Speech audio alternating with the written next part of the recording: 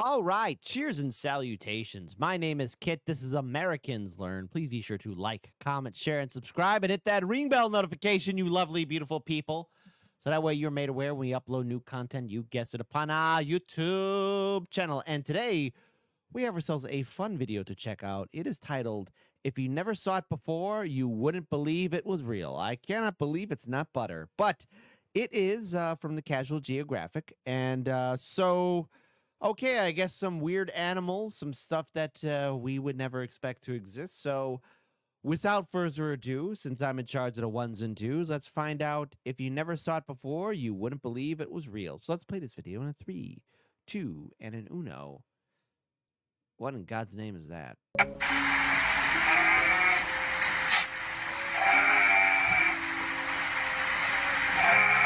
Nah, cause y'all seem to think I know everything like I'm a walking encyclopedia, but if I'm being honest here, I know what that was supposed to be like. I had to go in the comments for this.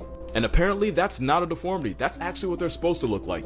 It's What? Damascus Goat. It originated in Middle East countries and is primarily used for meat and milk. Now I'm not gonna sit here and Why would... It's horribly ugly. say God makes mistakes, but that skull makes me think his draft and post buttons are way too close to each other. Also, a Damascus named God won a prize for most beautiful goat in a contest in No. 2008, proving that some of y'all will lie unprovoked for no f***ing reason. Y'all can call him beautiful, but tell me this goat didn't crawl straight out the Goonies. They actually look Hey. How come people aren't telling me about these new downloads and these new DLCs in the Animal Kingdom? Because I never heard that animal, the Damascus Goat. The Damascus Goat. Sorry for that stutter. somewhat normal as babies, but then I guess puberty hits them like Hiroshima. It's honestly the pug of goats, and I truly mean that. And I read some comments on the internet saying, oh, he just wants love. I rebuke that. He wants my life essence. We played God with goats, now we got Barnyard and Dark Souls, and I do not like it. Yep. And I could have sworn Satan took the form of a goat. Actually, this makes a lot of sense now. You know y'all don't gotta tag me in every animal video, because like, what do you expect me to say? Like, his existence looks like pain. And for y'all that are gonna sit there and tell me that he actually looks cute, I pay way too much for context for y'all to lie about what's in front of my face. Crazy thing is, this is the second most disturbing goat video I've ever seen. Hello. No! You close that goddamn door! Don't open that door. An known creature gives a New Yorker a heart attack. What the fuck is that thing? It's a fucking mouse. It's got the fucking virus. I both can and cannot fully explain what that is. It's called a Kugo, but it's also known as a flying lemur, even though there's somehow two lies in that one name. They don't fly, they glide, and since they spend most of their lives in their trees, they basically just airdrop themselves from branch to branch. And it's not a lemur. Lemurs are primates, making them related to gorillas, chimps, and us. But this thing isn't a primate. Whoever named it would probably name an atheist faith. They use that stretchy membrane called a patagium to glide like flying squirrels, and they can travel 650 feet without stopping. Ew. That's 200 Ew, it's ugly. meters or a little bit less than 2 football fields. But it's not a flying squirrel. There was a time people thought they were just God's rough draft of a bat, but Kalugos aren't related to bats either. And if you look at the order they're in, Dermotera, they're the only living members. It's like pulling up to a family reunion and finding out you're the only one left. And because their entire personality involves flying, they're too slow and awkward to survive on the ground, and for an animal that lives in the trees, they're pretty mid-climbers. They're so bad at life that being nocturnal is probably the only thing keeping them alive. Okay. Mother Kalugos will carry their babies everywhere for the first 6 months, which made some people believe it was a marsupial, like some type of deformed air koala. But it's none of those things. So It's horrifyingly ugly. I despise it. It offends me. what the f is it? Well, scientists performed genetic analyses on them, basically a 23andMe for a flying carpet, and it turns out their closest evolutionary relative are primates. It's pretty much the closest you can get to primates without actually being one, which means this dehydrated Dollar Tree chipmunk is more related to you than it is to an actual squirrel or So great. We could have learned how the power of flight. All right. bat. The more you know. Anyone know what this Here's is? why you should never touch this. That is Glaucus atlanticus. It's a type of nudibranch, but it's also known as a sea slug. It's also a gastropod mollusk. I'm not finna bore you with a whole biology lesson, but gastropod means it's related to snails, and mollusk means it pulls up to the same cookout as octopus, squid, and cuttlefish. Also, touching one like this is a creative way of saying you want to pay more for health insurance. Because these slugs will eat venomous siphonophores like the Portuguese man of war and steal its venom to use to handle its own light work. It stores the venom in its tissue, so if a predator or a person gets too close, they'll get 50 shades of around and find out. Do I cuss too much? Like, I know kids watch me, but then again, they watch Family Guy before 4th grade, so I don't even know anymore. And just like the Portuguese Sorrel Scuffle, the Glaucus can still hand out painful life lessons even after its soul's already ascended.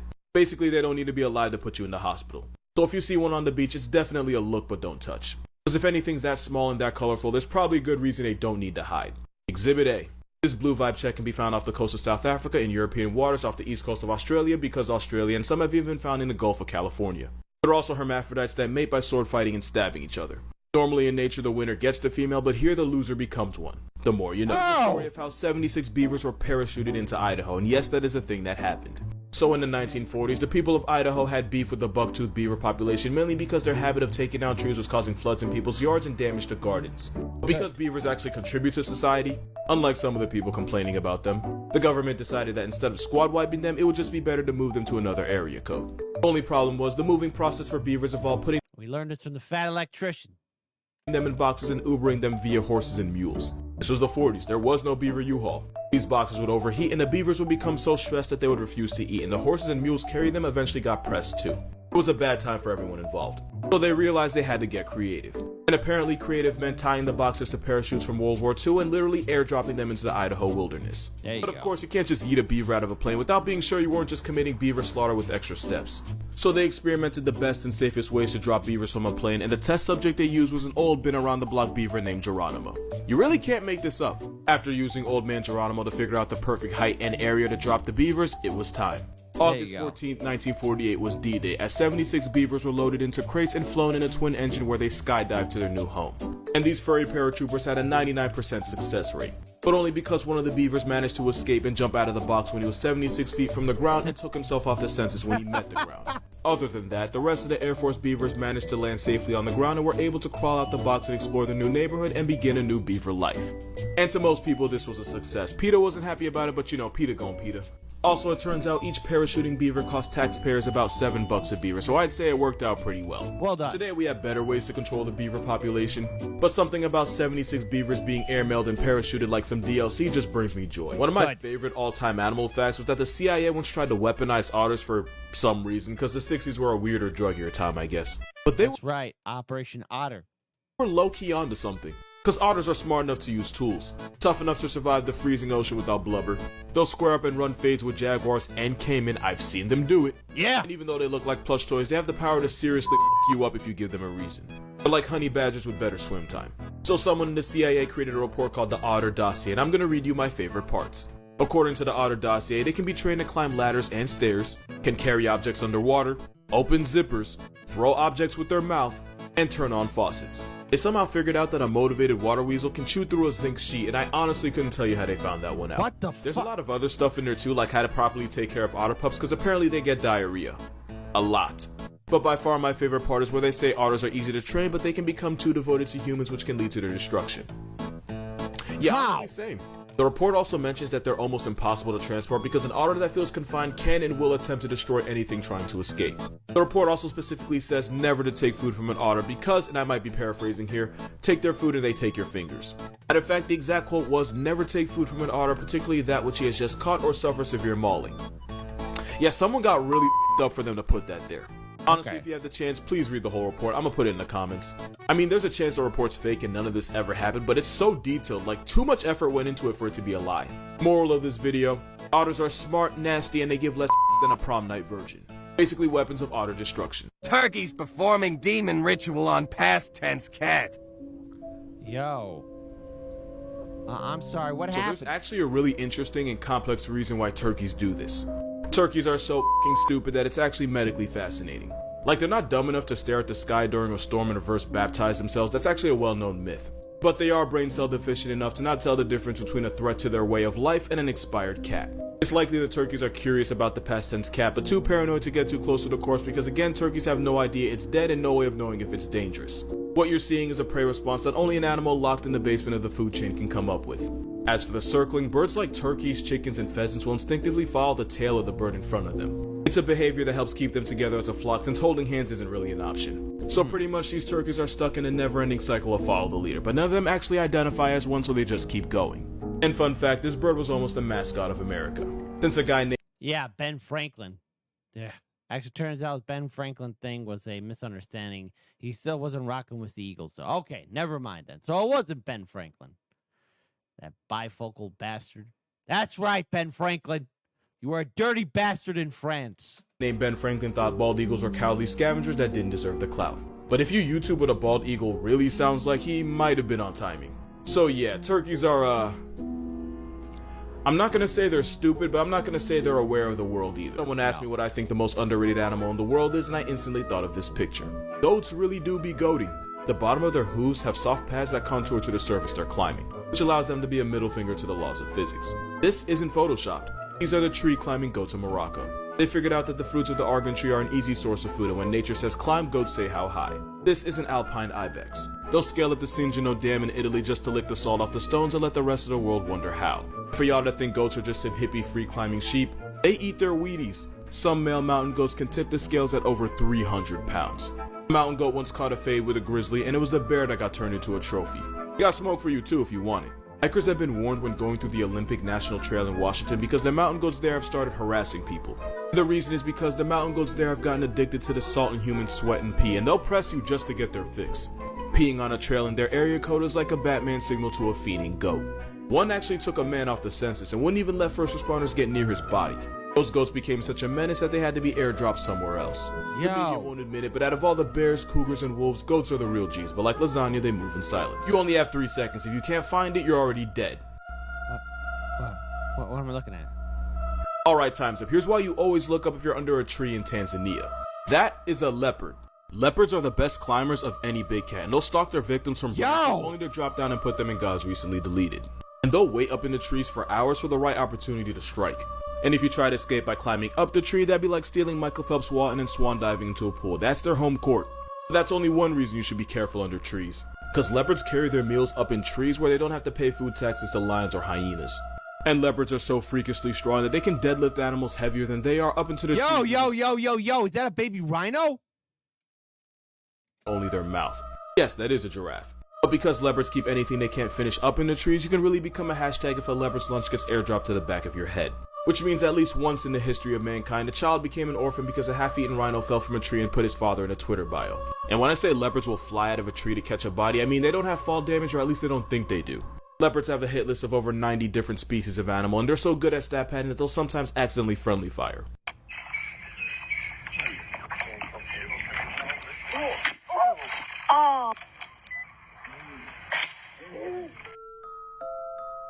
No, what are you doing? Ah! Yeah, so fun fact. This animal sends more people to the ER than bears, wolves, and cougars combined. The American bison is the heaviest thing with a heartbeat in North America, maxing out at over 2,200 pounds. They can also grow to 10 feet long, run you down at 35. If you try to run from the smoke by hopping over a fence, a motivated bison can clear a 6-foot fence. Now, there's 2 reasons why this guy is seriously testing his life insurance. One is because they're pretty much legally blind, so like rhinos, they respond to anything that moves with violence.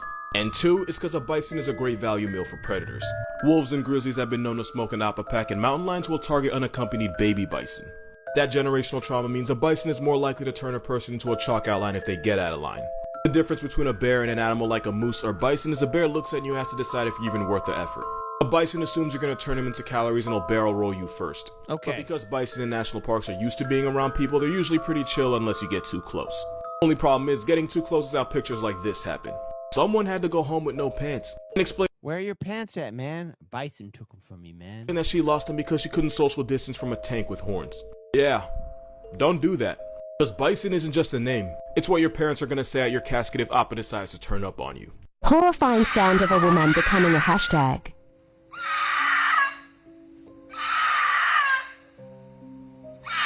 The biggest mistake you could make is going to save that woman. Because that's not a woman getting turned into a headline. That was a female mountain lion in heat. Female cougars will often make these shrieking, blood-curdling screams when they're in estrus. It's like their Batman signal for getting laid. Answering that call when it's not for you is how you meet Batman's parents. Of course, I'm exaggerating. Cougars are way more afraid of you and will probably go the other way if you pull up on them. What won't go away are the bricks in your pants after you try to be a hero and make eye contact with this walking Yeah, you drop trow. Okay, hey, take a dump. steroid. I know it's not related, but I'm still going to mention it. Tigers have been known to imitate the sounds of their prey to fool them into a false sense of security before they turn them into a hashtag. In fact, now that I'm thinking about it, this is a margay and they do the exact same thing with baby monkeys. Now, I'm not saying the cougars do it on purpose, but I am saying that nature is a bitch like that. Also, I forgot to mention that cougars tend to scream while mating. So if you're ever alone in bed and hear a woman on a Tinder date with Joe from you, don't worry. It's just cougars getting more action than you. Oh, okay.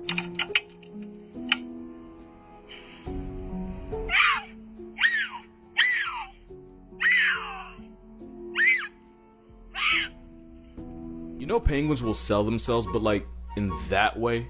Let me explain. This is an Adelie penguin. If you hear a messed up penguin fact, it usually involves them. So basically, Adelies build their nests out of piles of pebbles, which means two things. Pebbles are a penguin's form of currency, and the penguin with the most pebbles is considered the most attractive. So female Adelie penguins will offer their bodies to males in exchange for a rock, and yeah, it's exactly what I'm making it sound like. Sometimes the female will give it up to a male in exchange for a pebble, even though she already has a mate waiting for her back at the nest. Yo, that is dirty. Dirty. Confirm this, but it's believed the females do this so that if their mate gets packed up by a seal or something, they still have a backup.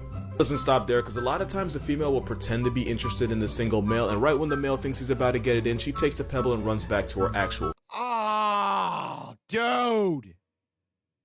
She's not yours. It's just your turn. mate. The best example I could think of is if you buy a girl a drink only for her to take it and bring it over to her man on the other side of the bar. Basically, these penguins pull a Cardi B, but, you know, without the Cosby part. And before you feel bad for them, just remember that male Adelies have been known to have relations with injured females, chicks, penguin corpses, and one even hooked up with the ground. To completion. Penguins are dressed as Wall Street brokers, and they have the moral compass of one too. Friendly reminder that reindeer will eat this special magic mushroom that'll get them so high that they'll wander around aimlessly and make a bunch of weird drunken noises. No. And the mushroom's toxic to us, but if you drink the pee of a reindeer that's eating it, you too can get elevated and hella faded. Basically getting our— What? Who found that out? All right, who decided to test that? Step forward. Step forward. Who decided to test that? R. Kelly by a reindeer will have you believing you can fly as well. The more you know. Okay, I was not ready for that. None of that. I was not ready for any of that. Okay, I was not ready for that. I was not ready for that. I was not ready for that. Okay, well, what did we learn here? The hell if I know, but we learned that those goat creatures are real and that they're ugly. That don't drink reindeer pee, especially if they've eaten those magic mushrooms. Cougars, lady ones, will sound like a woman screaming, but don't go. Let's see. What else did we learn here? We just learned that nature's can be evil and crazy, and sometimes it's best to watch, don't touch, look, don't interact, sing and dance, but don't do it by the animals, because the bisons will kill you, the goats will kill you, the cougars will kill you, the leopards will kill you, everything will kill you.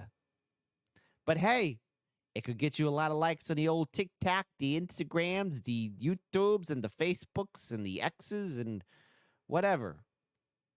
Your life is in your hands. Don't be stupid, please. Please don't be stupid. I wasn't ready for this anarchy. I wasn't ready for this.